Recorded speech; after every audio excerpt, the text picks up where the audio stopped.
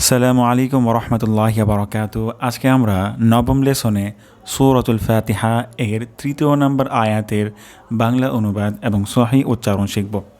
আল্লাহ সুবহানাহু ওয়া তাআলা আমাদের সকলকে এই যাত্রায় কবুল করুন, আমিন। তাহলে আমরা শুরু করি। আউযু বিল্লাহি মিনাশ শাইতানির রাজীম। بسم الله الرحمن الرحيم الحمد لله رب العالمين الرحمن الرحيم مالك يوم الدين। তাহলে আমরা এই আয়াতটি এখন ভেঙে ভেঙে উচ্চারণ করব। প্রথম শব্দটি হলো মা, অর্থাৎ এখানে এক আলিফ পরিমাণ টান হবে। তারপর শব্দটি হলো লিকি, লিকি এখানে টান হবে না, দ্রুত পড়তে হবে। লিকি, মালিকি, মালিকি, মালিকি। যদি এমন হয় মালিকি তাহলে কিন্তু অশুদ্ধ হয়ে যাবে। তাহলে মা আমরা টান দিব, লিকি আমরা টান দিব না। মালিকি। তারপর শব্দটি হলো ইয়াউ, ইয়াউ এখানে আমরা দ্রুত পড়ব, টান দিব না। ইয়াউ, ইয়াউ।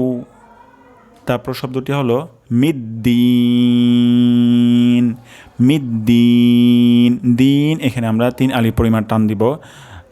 তাহলে মালিকি ইয়াউমিদ্দিন, মালিকি ইয়াউমিদ্দিন, মালিকি ইয়াউমিদ্দিন। তাহলে এই আয়াতটি আমি আরও 2 বার উচ্চারণ করছি। মালিকি ইয়াউমিদ্দিন, মালিকি ইয়াউমিদ্দিন। তাহলে আমরা এই আয়াতটির সহিহ উচ্চারণ শিখলাম। আমরা এখন আয়াতটির বাংলা অনুবাদ শিখব। মালিকি ইয়াউমিদ্দিন, বিচার দিনের মালিক। অর্থাৎ কিয়ামত সংঘটিত হওয়ার পর সমগ্র মানুষ আল্লাহ সুবহানাহু ওয়া তাআলার দিকে যাবে এবং আল্লাহ সুবহানাহু ওয়া তাআলা মানুষের আমল অনুপাতে তাদের বিচার করবেন এবং সেই দিনটিকে বলা হয় বিচারের দিন। এবং আল্লাহ সুবহানাহু ওয়া তাআলা এই দিবসের মালিক। তো আল্লাহ সুবহানাহু ওয়া তাআলা সেই দিবসে যেন আমাদেরকে সফলতা দান করেন, আমরা সেই দোয়াটাই সবসময় করব। আর সেই দিন অবশ্যই অনেক মানুষ বলবে, হায় আমি যদি পরকালের জন্য কিছু করতাম। সূরা ফাজর আয়াত ২৪। আল্লাহ সুবহানাহু ওয়া তাআলা আমাদেরকে সকলকে কবুল করুন, আমিন।